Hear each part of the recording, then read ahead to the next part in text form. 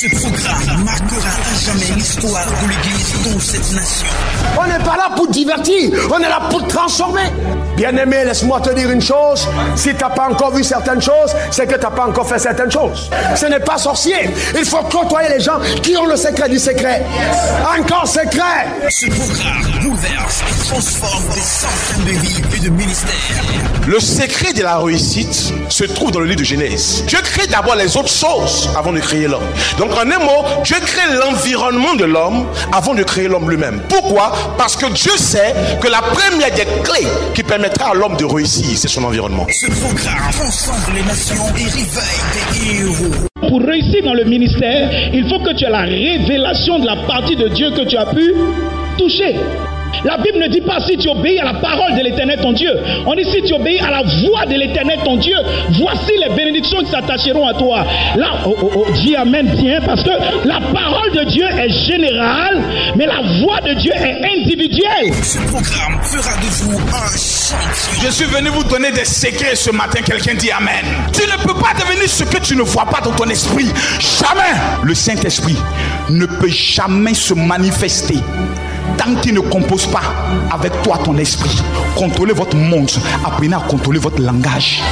La Ligue des champions phase 2 avec les meilleurs orateurs du moment. L'archbishop Kassid Azito, le révérend Michel Vaco, bishop Jean-François Conway, révérend Dao Souleyman, révérend Kakoueli de la France, le prophète Olivier Gawa, prophète Fernand Yodé et le révérend le général Makoso Camille. Poète pour vaincre, saison 4. Ligue des champions phase 2.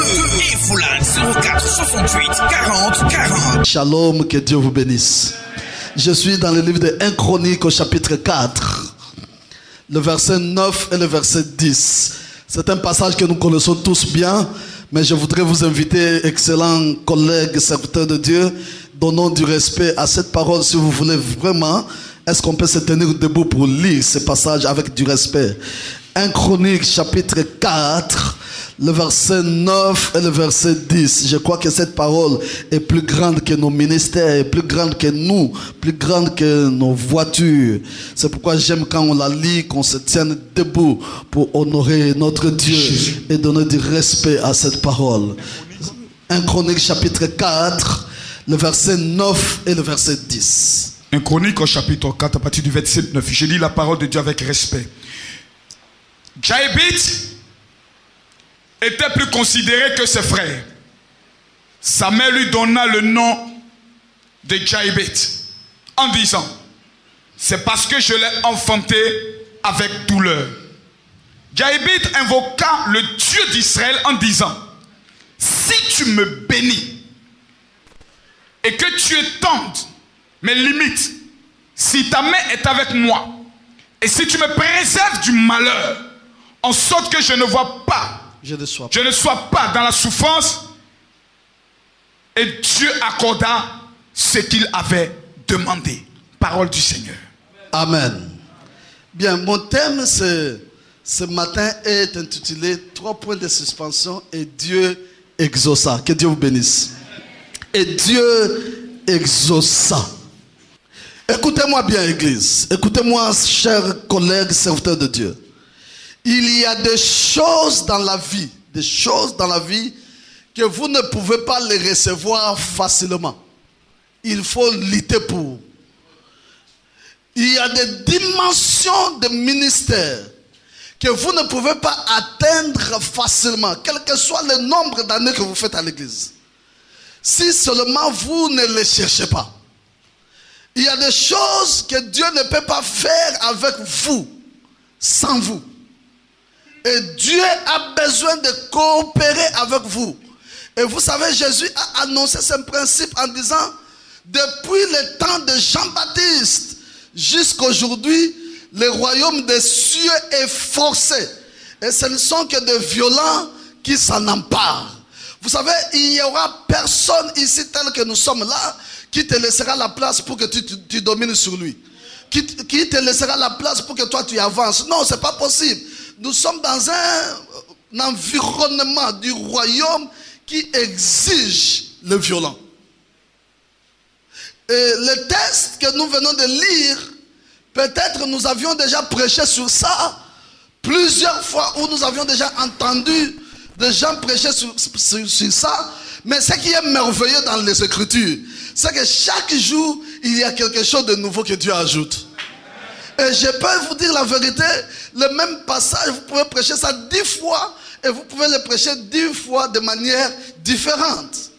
Ça dépend de la situation et la pensée de l'esprit dans l'environnement et la saison dans laquelle le message est annoncé. Et la Bible dit, Jabet était plus considéré que ses frères. Je voudrais, si c'est votre Bible, que vous soulignez ce verbe-là, considérer. Il était il était plus considéré que ses frères. Mais seulement la suite dit, sa mère, pas son père, sa mère lui donna le nom de Jabet en disant, parce que je l'ai enfanté avec douleur. En fait, la maman a donné à son fils le nom de Jabet tout simplement parce qu'elle l'a enfanté avec douleur. Et Jabet en réalité veut dire souffrance. Ça veut dire douleur. Mais si vous lisez les textes hébreux, Jabet veut dire ce qu'il y a d'horreur, ce qui est jetable, ce qui n'est pas appréciable. Et la Bible dit, sa mère lui donna le nom de Jabet en disant, c'est parce que moi, sa maman, je l'ai enfanté avec douleur. Le verset 10 dit, Jabet invoqua. Est-ce que je peux entendre quelqu'un me dire invoqua? Dis ça bien. La Bible dit, Jabet invoqua le Dieu d'Israël. Dis-moi le Dieu d'Israël. En disant, si tu me bénis, vous allez remarquer, il y a 4 si. Et sur ces 4 si que nous allons discuter ce matin. Premier si, il dit, si tu me bénis. Deuxième si tu étends mes limites. Troisième si ta main est avec moi.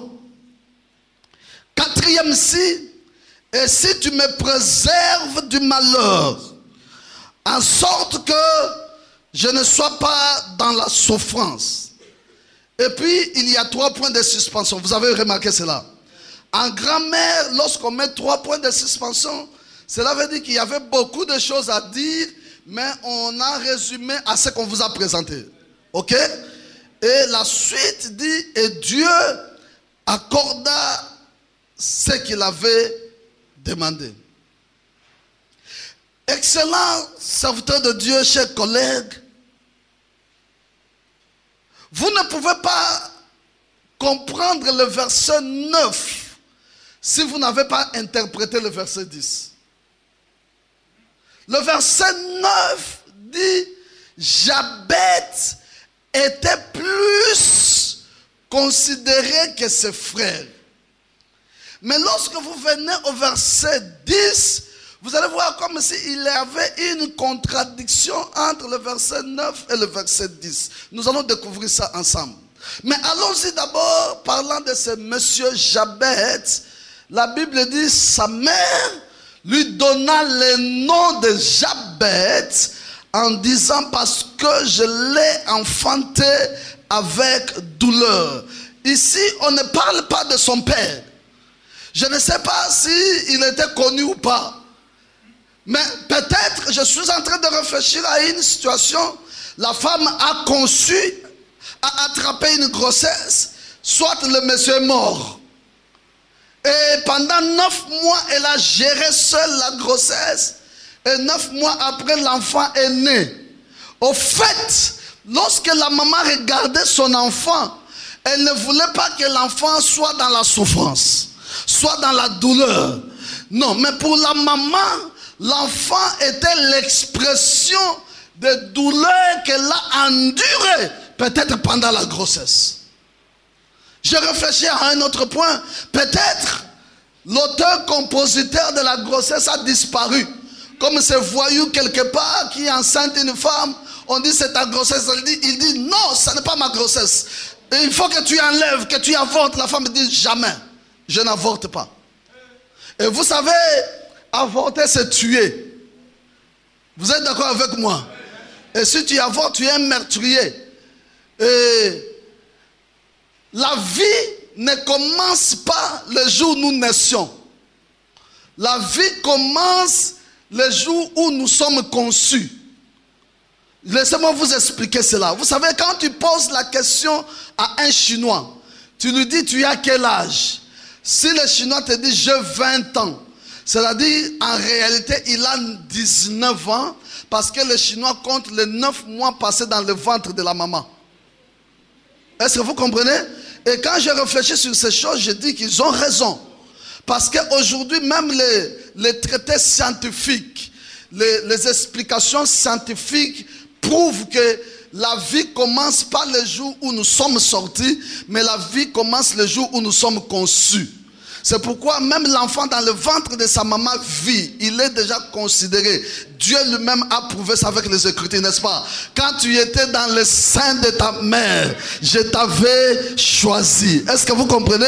Dieu ne nous a pas choisis quand nous sommes sortis. Dieu nous a choisis depuis le sein de notre maman.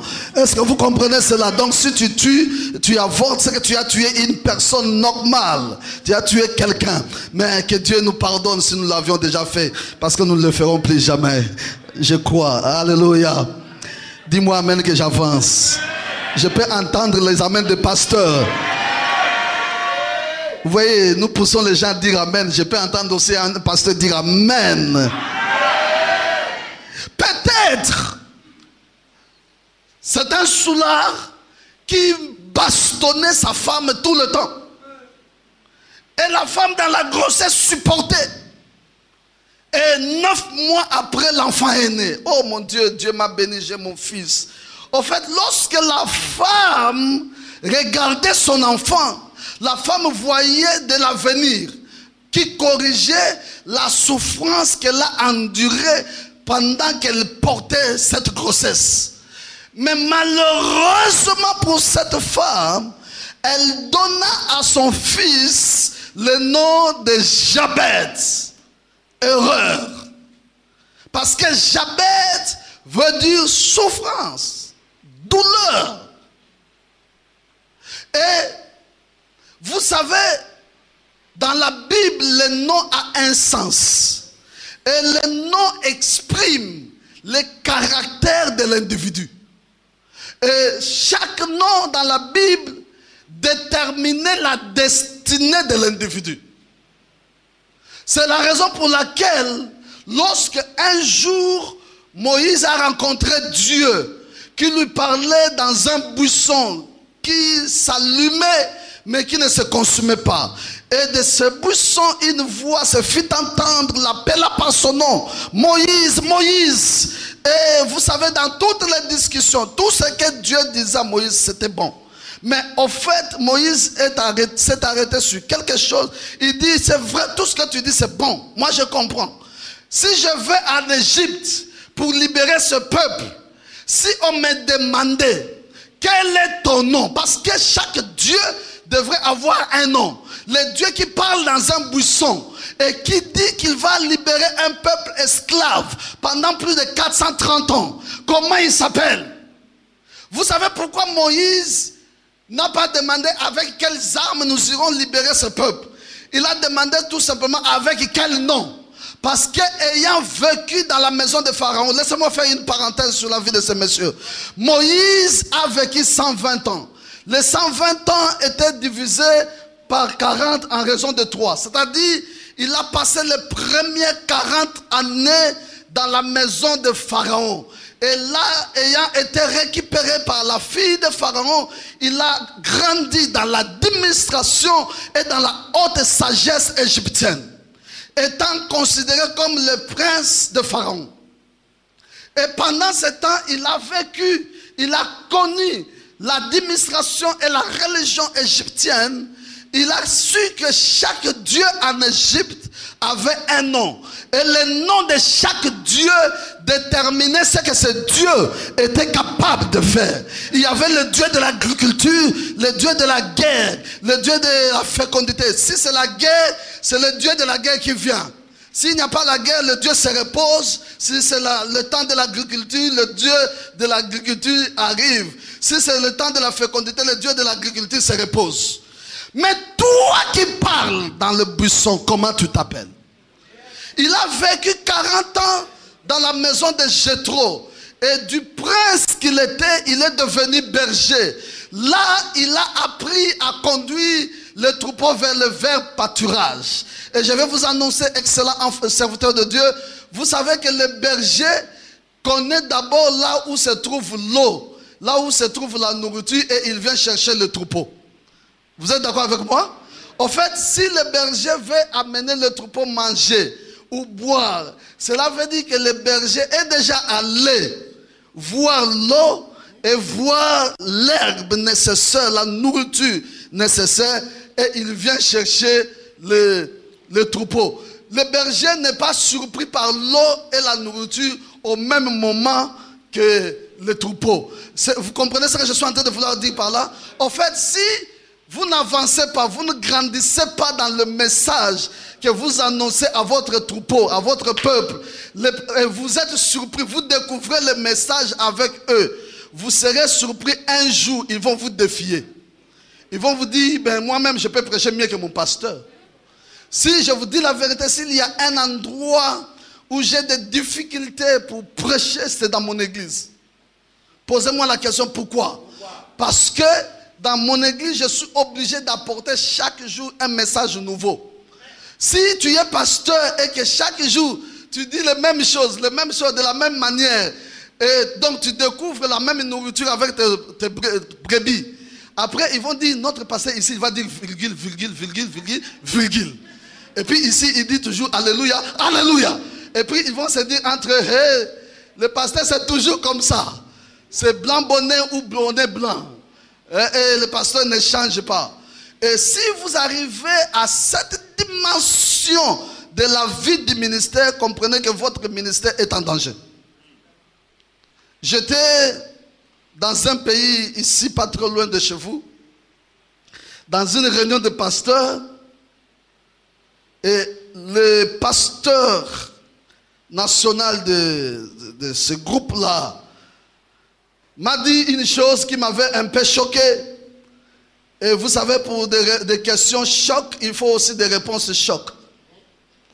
Il me dit, apôtre, chez vous, parce que moi j'ai mes origines congolaises, il me dit, chez vous, si quelqu'un a quitté votre pays là-bas, il était intercesseur ou batteur de tam-tam.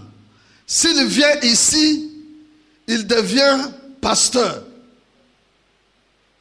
Et tout le monde riait. J'ai cherché la meilleure réponse. J'ai dit oui, c'est vrai, je suis d'accord. Parce que le niveau du batteur de tam-tam, le niveau de l'intercesseur chez nous, c'est le niveau du pasteur ici. Alors comment est-ce que vous voulez que ces pasteurs, en quittant chez eux, intercesseurs et batteurs de tam-tam, lorsqu'ils arrivent ici, qu'ils battent le tam-tam ou qu'ils soient intercesseurs, lorsqu'il arrive, il t'écoute prêcher, il dit, oh, moi-même je peux prêcher mieux que lui. Alors quand tu lui dis, bon, prêche, tu vois qu'il prêche mieux que toi, et toi-même tu l'appelles bishop. Il dit, bon, d'accord, je prends bishop. Bishop, je deviens bishop. Et c'est comme ça, il devient ton collègue. Alors, il faut comprendre qu'il faut rehausser le niveau de votre vie et de votre ministère. Moi, j'ai béni Dieu pour les gens là qui sont ici. Si vous pouvez m'aider à acclamer le Seigneur pour eux. Parce que lorsqu'ils organisent une plateforme comme ça, c'est pour que notre niveau du ministère aussi augmente. Vous savez, frère, on ne finira pas par apprendre. Et Moïse, pendant 40 ans dans la maison de Jéthro, il a appris du prince à être berger. Vous savez, chaque étape de la vie par laquelle Dieu te fait traverser, c'est une étape vitale, même si toi-même ça ne te plaît pas. Mais tu vas comprendre que pendant 40 ans, il était dans une école où il apprenait à conduire un troupeau. Or, Dieu les choisissait 80 ans après. Vous savez, frère, Moïse n'a pas été appelé dans son jeune âge. Il a été appelé à 80 ans. Je vous dis la vérité. À 80 ans, au soir de sa vie. C'est alors qu'il a eu l'expérience de voir un Dieu qui parle dans un buisson et le buisson ne s'allume pas. C'est en ce moment-là qu'il a compris que Dieu voulait de lui. Et Dieu lui dit, je t'envoie en Égypte.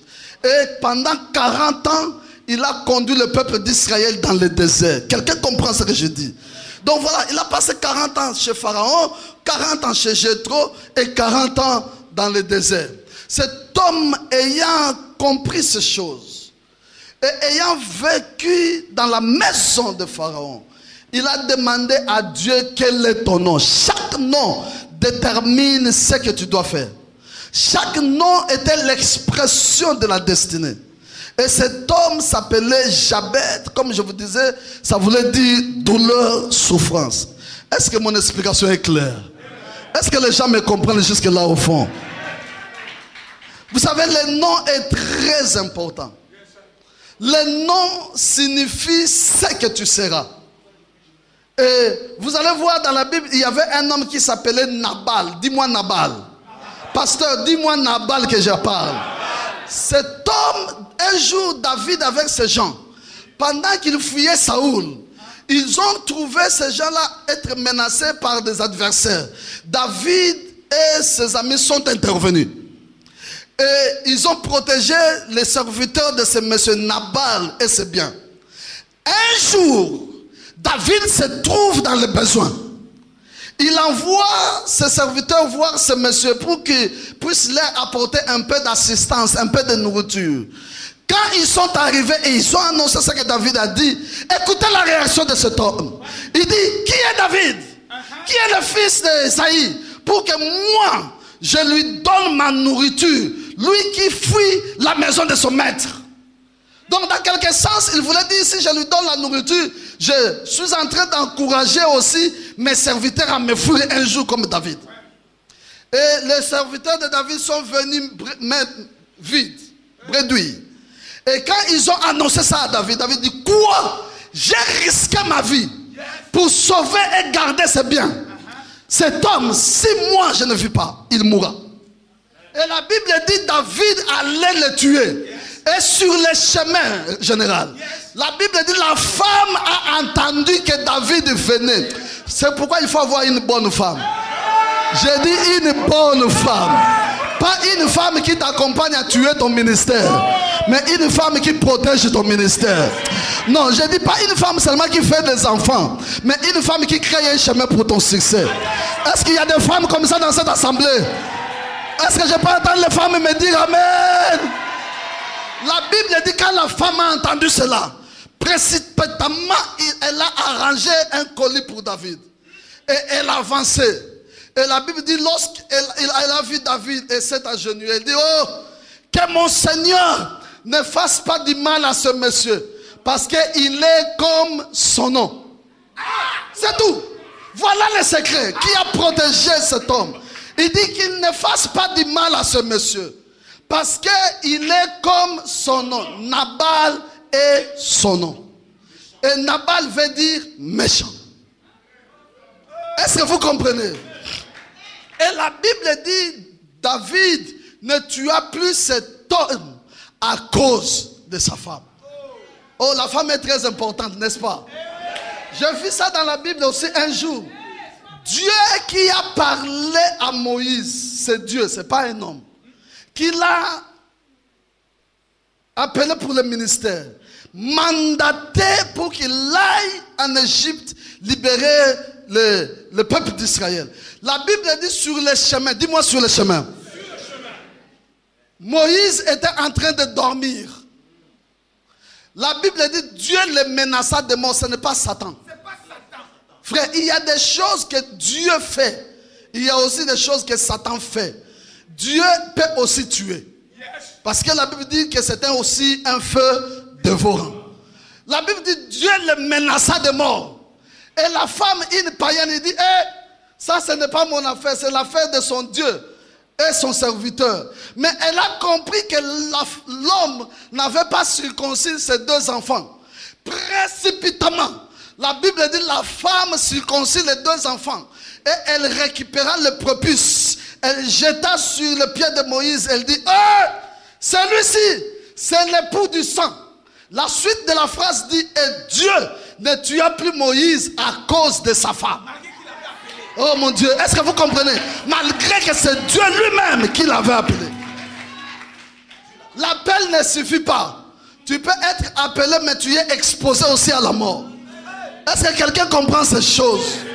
Le nom est très important. J'étais en train de recevoir dans notre bureau de notre église du Bénin, à Cotonou. Je vois une femme qui vient avec un enfant, un petit garçon de 13 ans. Et elle me dit, papa, j'ai amené ce monsieur, ça c'est mon fils. Je l'ai amené pour que tu pries pour lui. C'est une bonne chose. Mais j'ai posé la question à la dame, quel est le problème de votre enfant? Elle me dit, papa, tu vois cet enfant, il a 13 ans. Mais s'il me donne un coup, je ne peux pas supporter, je tombe. Il me frappe. Je dis, quoi? Cet enfant te frappe? Il dit, papa, oui. C'est pourquoi je l'ai amené ici. J'ai dit, toi, pourquoi tu frappes ta maman? Il me dit, mais parce qu'elle est têtue. Oh, l'enfant traite sa maman de têtue. Ça, c'est le monde en enfer. Pendant qu'il parlait avec moi, l'Esprit de l'Éternel a rendu ministère à mon esprit. Dieu me dit, le problème de cet enfant, c'est son nom. Je demande à la femme comment il s'appelle. Elle me dit, il s'appelle Legba. Il y a un béninois ici? Enfant, ça veut dire? Au fait, en réalité, ça veut tout simplement dire la divinité. Parce que ça veut dire Satan, ça veut dire Dieu. Et quand je parlais avec cette femme, je dis, mais pourquoi vous lui avez donné ce nom-là de Satan, de Dieu? Elle me dit, non, parce que quand ils étaient au village, détruire. Le Dieu qui détruit tout. Voilà. Donc c'est lié aux Zangbeto, lié au vaudou, à tous ces dieux-là. Et c'est là, je lui dis, mais pourquoi vous lui avez donné ce nom? Il dit, non, papa, ce n'est pas moi, c'est son père. Je dis, mais pourquoi? Il dit, quand nous étions au village, même si son père n'a rien fait, tout le monde accusait son père en disant, c'est lui qui a fait. Et le papa avait l'habitude de dire, vous me traitez de Legba, de Satan. Et moi, j'étais dans la grossesse. C'est en cette période que cet enfant est né. Et son père, pour se souvenir, donna à son fils ce nom-là. Je dis, à 13 ans, il te tape, tu tombes. À 20 ans, il va te tuer. Parce qu'il doit être exactement comme son nom. Toi, tu regardes à la télévision, tu vois Jennifer avec des petites jambes. Papa, tu donnes à ta fille Jennifer. Et puis elle devient prostituée. Tu dis, moi-même, ta mère, je ne suis pas comme ça. Non, madame, vous êtes en retard. Elle doit être comme son nom. Et la maman a donné à son fils le nom de Jabet en disant, parce que je l'ai enfanté avec douleur.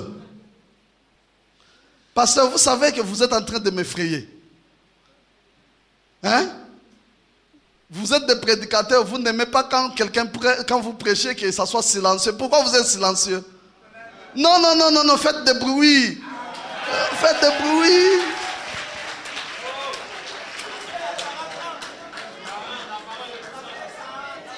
Non, faites des bruits, faites des bruits. Faites des bruits.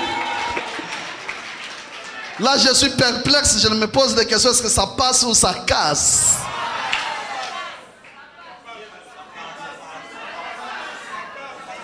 Dis-moi amen que j'avance. Dis-moi amen que j'explique. Et la maman a commis l'erreur en donnant son fils le nom de Jabet. Bien-aimé, l'enfant a commencé à grandir dans cet environnement de souffrance. Vous allez comprendre. Pourquoi je vous ai dit, pour comprendre le verset 9, il faut interpréter d'abord le verset 10.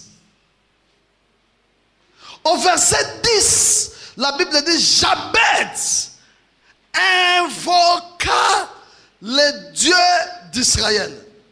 Je voudrais d'abord m'arrêter sur ce verbe-là, invoquer. Dis-moi invoquer. Vous savez, il y a une différence entre invoquer et prier. Si vous avez prié, écoutez-moi bien, priez et priez, et vous n'avez pas vu de résultat, laissez la prière. Allez dans une dimension supérieure de la prière, ce que j'appelle invocation. Devenez mystérieux. Dieu agit souverainement dans la dimension de l'invocation et non dans la dimension de la prière. Vous allez me poser la question, c'est quoi invoquer? Mais laissez-moi vous expliquer par quelques exemples. La Bible dit un jour Dieu parla au prophète Ésaïe. Il dit va dans le palais royal, dis au roi Ézéchias qu'il donne des ordres dans sa maison parce que ainsi parle l'Éternel, il mourra. Vous savez, il y a 3 dimensions de la prophétie. Il y a ce que j'appelle la haute prophétie. C'est ce que je dis, ainsi dit l'Éternel. C'est-à-dire tu ne peux pas changer cela. C'est Dieu qui parle, ce n'est pas l'invention d'un homme de Dieu. Il y a ce que j'appelle la prophétie moyenne. C'est-à-dire c'est la parole de Dieu, le logos, qui peut être interprété ou lorsque tu lis, tu reçois la pensée de Dieu. Il y a ce que j'appelle la prophétie faible. Si je dis faible, c'est par rapport à la position. Ok? C'est-à-dire là, c'est le souhait de l'homme de Dieu. Tu seras béni.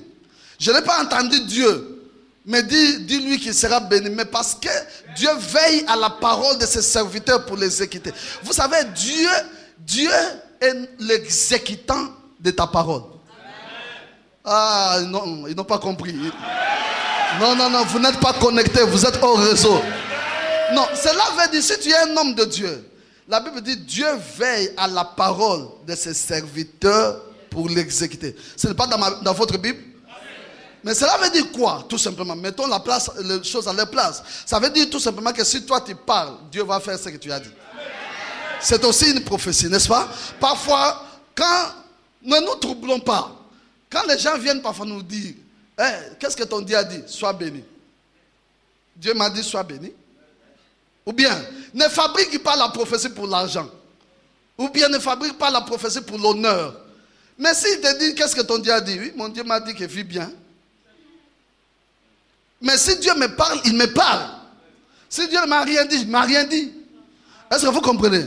Alors, je disais, il y a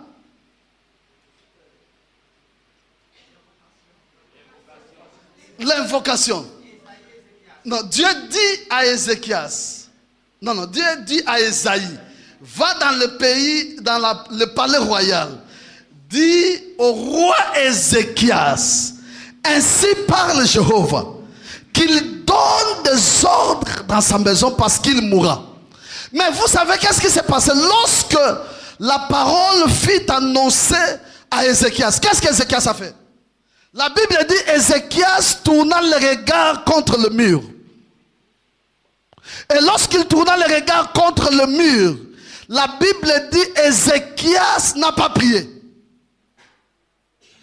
Mais Ézéchias invoqua. Dis-moi invoquer. La Bible dit Ézéchias invoqua. Et il dit à Dieu, Seigneur, souviens-toi quand j'étais fort, comment est-ce que j'ai détruit les autels de Baal et d'Astarté. Frère, si tu veux savoir quel est le danger qui se trouve dans la destruction des autels de Baal et d'Astarté, s'il te plaît, va demander au prophète Élie. Le jour où il avait fait ça, le chapitre qui suit, dit il a fui Jézabel. Cela veut dire qu'Ézéchias voulait dire à Dieu, à cause de toi Dieu, j'ai risqué ma vie en détruisant les autels de Baal et d'Astarté. Ce n'est pas fini. Il dit, Seigneur, souviens-toi, comment est-ce que j'ai restauré le culte dans ta maison? Qu'est-ce que j'appelle par invocation? J'entends par invocation. C'est le fait de rappeler à Dieu les souvenirs. C'est-à-dire, c'est que toi, tu y as investi pour Dieu. Tout ce que toi, tu y as fait pour Dieu. Et lorsque tu rassembles les données, c'est que tu y as fait pour Dieu. S'il faut pleurer, tu pleures. S'il faut marcher, tu marches. S'il faut dormir, tu dors. Tu rappelles à Dieu, tu dis, Seigneur, souviens-toi, j'avais fait ça pour toi. À cause de ça, Seigneur, je ne peux pas mourir. Seigneur, souviens-toi de mon ministère. Parfois j'avais faim, mais j'ai pris l'argent pour acheter les chaises afin que l'église vive et que ta parole soit prêchée. Dans cette situation, tu ne peux pas me laisser. Dieu dit oui, attends, ne parle pas beaucoup. Je vais agir. Est-ce que vous comprenez? Beaucoup de fois, Dieu n'est pas très fort dans notre vie parce que nous manquons les données. Nous manquons ce que nous devons lui dire. Regardez dans la Bible, tous ceux qui nous ont précédés, ils ont dit ça à Dieu. Seigneur, souviens-toi, j'avais fait ça pour toi. Souviens-toi, Seigneur, comment j'ai risqué ma vie pour toi. Et lorsque Ézéchias a parlé ainsi, la Bible dit, le prophète Ésaïe était dans la cour quand la parole de l'Éternel lui est arrivée. Et Dieu lui dit, retourne dans le palais. Dis à Ézéchias, j'ai vu ses larmes et j'ai entendu ses prières. Est-ce que vous avez compris cela? Il a vu les larmes et entendu les prières. C'est-à-dire les prières plus les larmes, c'est ce que j'appelle invocation. Donc qu'est-ce que je voudrais dire au bref? Je voudrais dire les données plus les actes prophétiques. C'est ce que j'appelle invocation. Ma définition est claire? J'ai vu une femme dans la Bible. La Bible dit en cette période, la parole était rare. Il n'y avait pas de vision. Donc Dieu était devenu silencieux en Israël. Et vous savez, le silence de Dieu ne veut pas dire son absence. Même quand il est silencieux, c'est qu'il peut parler. Mais Dieu ne parlait pas. Dieu était devenu silencieux. Pourquoi? Parce qu'il lui manquait un prophète. Et je vous dis la vérité, excellent enfant de Dieu, Dieu ne peut pas faire quelque chose sans nous. Il a besoin de nos mains, il a besoin de nos bouches, il a besoin de nos jambes. Dieu, c'est un coopérant américain. C'est un capitaliste. Tu lui donnes, lui aussi te donne. Dieu n'est pas un papa Noël qui rassemble les enfants qu'il ne connaît pas, il commence à distribuer les bonbons. Non. Dieu fonctionne avec les principes et les alliances. Tu fais ceci, moi aussi, je ferai cela. Beaucoup de fois, nous voulons tout simplement prendre de Dieu. Dieu donne-moi et mon ministère. Et Dieu te dit, il dit, qu'est-ce que toi tu as fait pour moi? Tu n'as rien fait, tu n'as aucune expérience, tu n'as aucune donnée. Tu vas lui dire quoi? Est-ce que vous comprenez cela? Alors cette femme, la Bible dit son mari lui donnait la double portion de ce qu'il donnait à sa rivale. Mais la femme n'était pas satisfaite. Frère, si vous avez un besoin non satisfait, vous devenez bizarre. Très nerveux. Et la Bible dit cette femme a compris que Dieu était dans les besoins. C'était dans cette période, j'ai dit, Dieu était dans les besoins. Dieu manquait un prophète qui va exaucer Dieu. Qui va exaucer les besoins de Dieu? Dieu manque un prophète. La femme dit, oui, j'ai compris. Toi, tu es dans le besoin. Moi aussi, je suis dans le besoin. Tu m'exauces, moi aussi, je t'exauce. Négocions, négocions. Donne-moi un enfant. Moi, je te donne un prophète. Donne-moi seulement un enfant. Moi aussi, je te donne un prophète. Si tu m'exauces, moi aussi, je t'exauce. Pendant qu'elle négocie avec Dieu, oh Seigneur, Éternel, je sais, tu es dans le besoin, ne dis pas non. Oui, je suis dans le besoin, je manque un prophète. Oui, moi j'ai compris. Moi aussi, je manque un enfant. Donne-moi un enfant. Moi, je te donne un prophète. Pendant qu'elle parlait, la Bible dit le sacrificateur Élie est venu voir la femme et dit, hé madame, il est à peine 9 heures. Jusqu'à quand tu seras ivre? Vous savez frère, quand vous êtes dans la dimension de l'invocation, les gens ne peuvent plus vous comprendre. Ils ne peuvent pas comprendre qu'est-ce que vous êtes en train de faire. Et c'est là où la femme dit, non, non, non, ta servante n'est pas ivre. J'ai compris ce que toi tu ne comprends pas. Dieu manque un prophète. Dieu est dans le besoin. Qui va l'exaucer? Moi, j'ai compris que je manque un enfant. Et Dieu manque un prophète. Je suis en train de négocier avec Dieu. Qu'il mette un enfant dans mon ventre. Moi, je vais l'exaucer. Moi, je lui donne un prophète. Est-ce que vous comprenez? Il dit, ta servante n'est pas ivre. Je suis en train de répandre mon cœur devant l'Éternel. C'est ce que j'appelle invocation. Vous savez, il arrive que je traverse des moments difficiles. Très difficiles. Parfois. Compliqués. Mais quand j'arrive dans cette situation, la seule chose que je fais, je ne prie pas, j'invoque. Je rappelle Dieu ses souvenirs. Je dis, Seigneur, souviens-toi, j'ai hypothéqué ma jeunesse pour te servir. À 15 ans, je commence à prêcher cet évangile. Je ne connais pas une boîte de nuit, je n'ai jamais été là-bas. J'aimerais peut-être un jour la visiter, si possible. Je ne sais pas si c'est possible.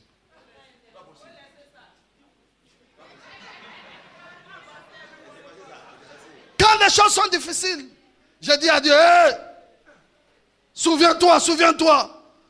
J'ai pris ma jeunesse pour te donner. Et maintenant, tu veux me laisser dans cette situation embarrassante. J'entends Dieu, oh Josué, doucement. Doucement, ne parle pas beaucoup, je vais agir. Vous voyez, Jabez a invoqué Dieu. Mais le problème, c'est que la Bible dit, il invoqua le Dieu d'Israël. Pas n'importe quel Dieu. Je vais dire à quelqu'un, ta bénédiction dépend de ta position. Tu te positionnes sur quel Dieu? Sur quelle situation?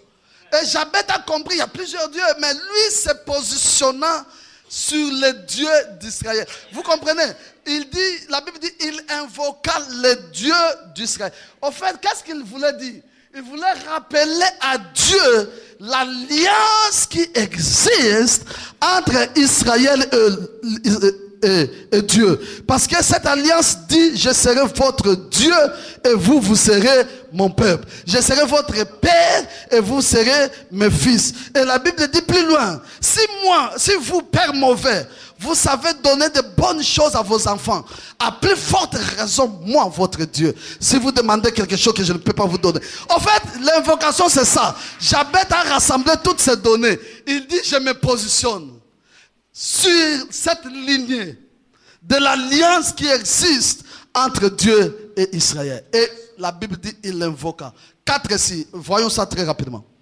Premier si, il dit, si tu me bénis, si tu me bénis. Église, je veux que nous puissions réfléchir ensemble, chers serviteurs de Dieu. Si je dis par exemple, écoutez-moi bien, je veux que la dernière personne là-bas me comprenne. Si je dis, si je me lavais, c'est alors que j'irai au marché. Ça veut dire quoi? Hein? D'accord, j'ai entendu, il faut d'abord que je me lave. Cela veut dire qu'au moment où je suis en train de parler, je ne me suis pas encore lavé. C'est pourquoi je ne peux pas aller au marché. Vous êtes d'accord avec moi? Si je disais, si je mangeais, c'est alors que je vais jouer. Ça veut dire quoi? Je n'ai pas encore mangé. J'attends manger d'abord avant d'aller jouer. Si je disais, si je priais, c'est alors que je vais aller prêcher. Ça veut dire quoi? Je n'ai pas encore prié, donc je ne peux pas aller prêcher. J'attends prier d'abord.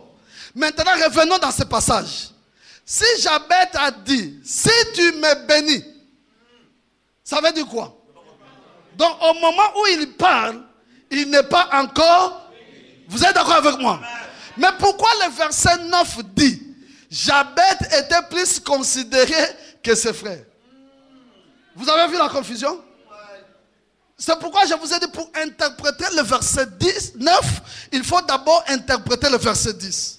Donc, ça veut dire que Jabez, il régnait au milieu de beaucoup de pauvres, comme un chef de syndicat de pauvres.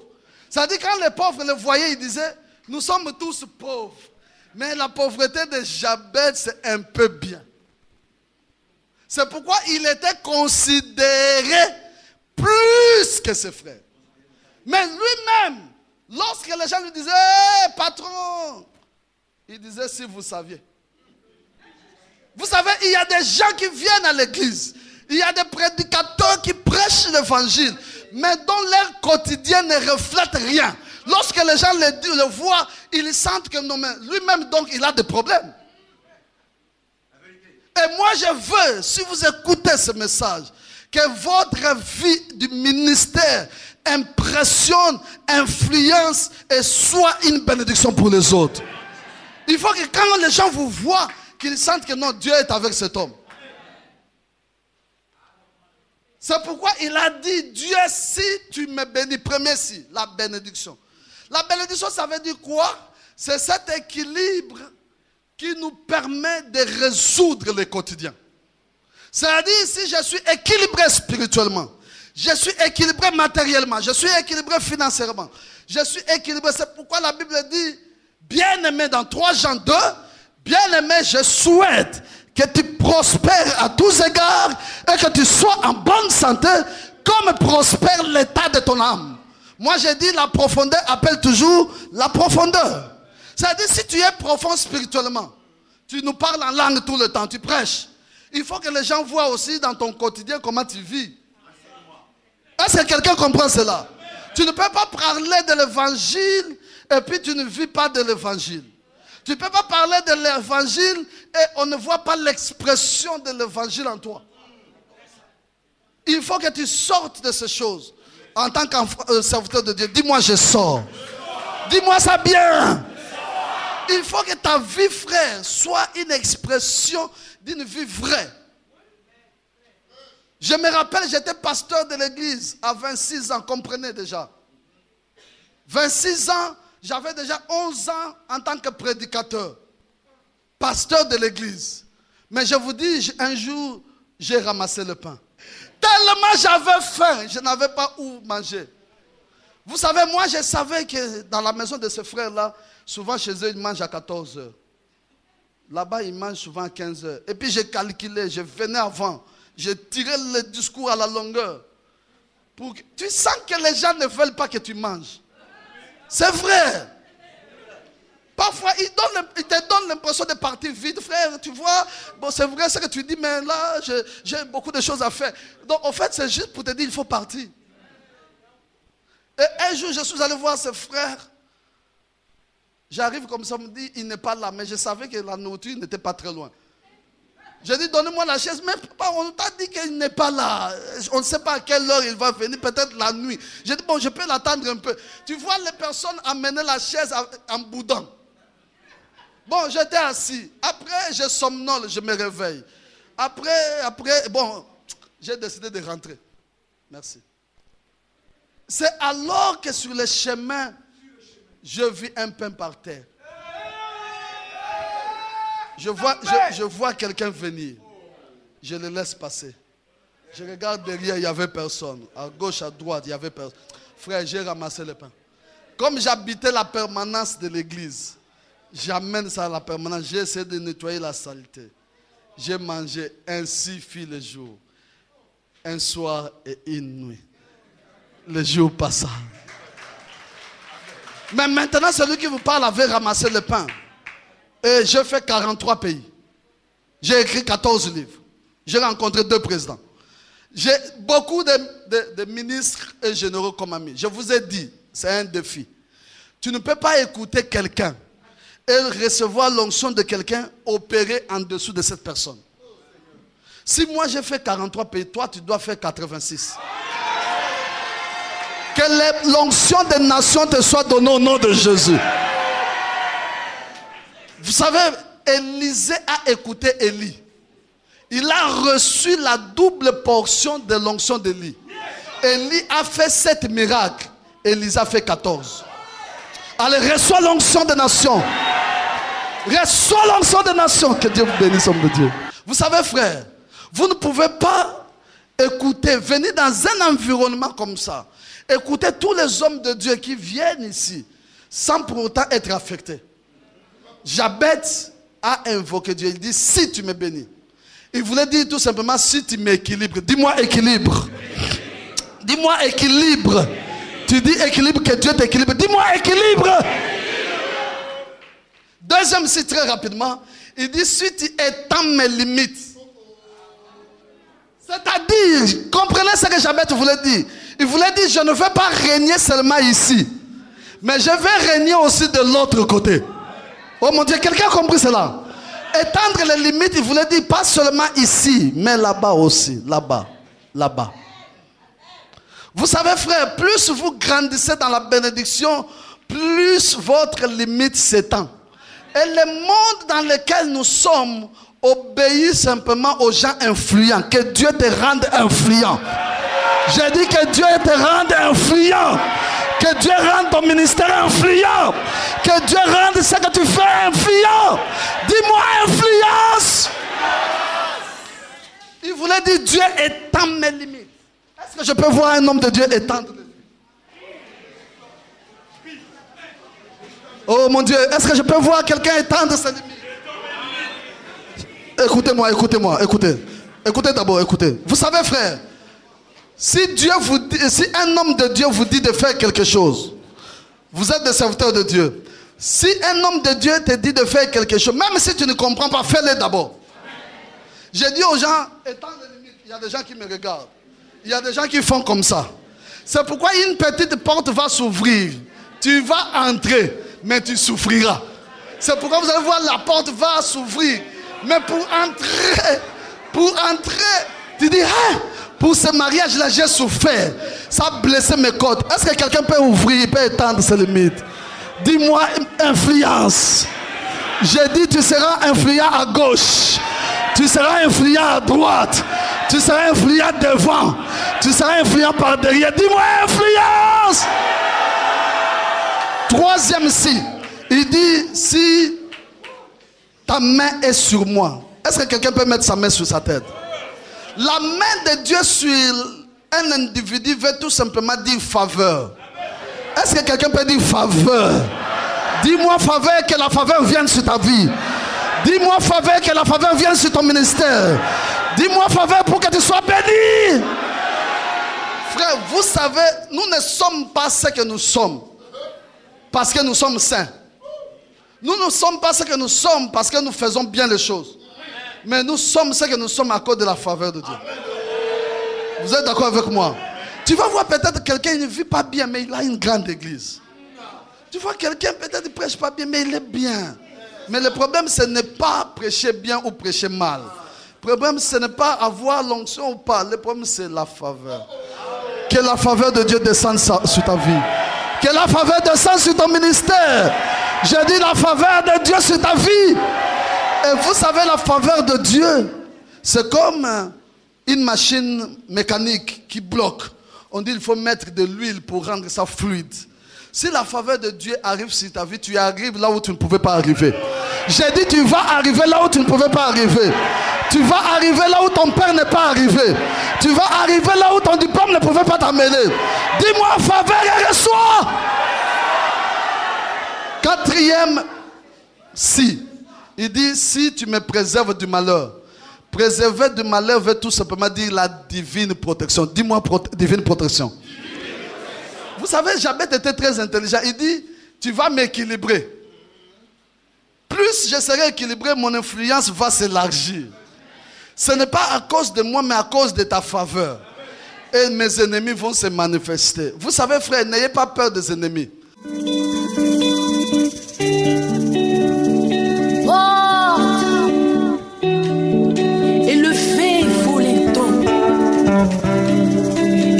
De gloire fasse. Qui est donc ce roi de gloire? L'Éternel fort et puissant,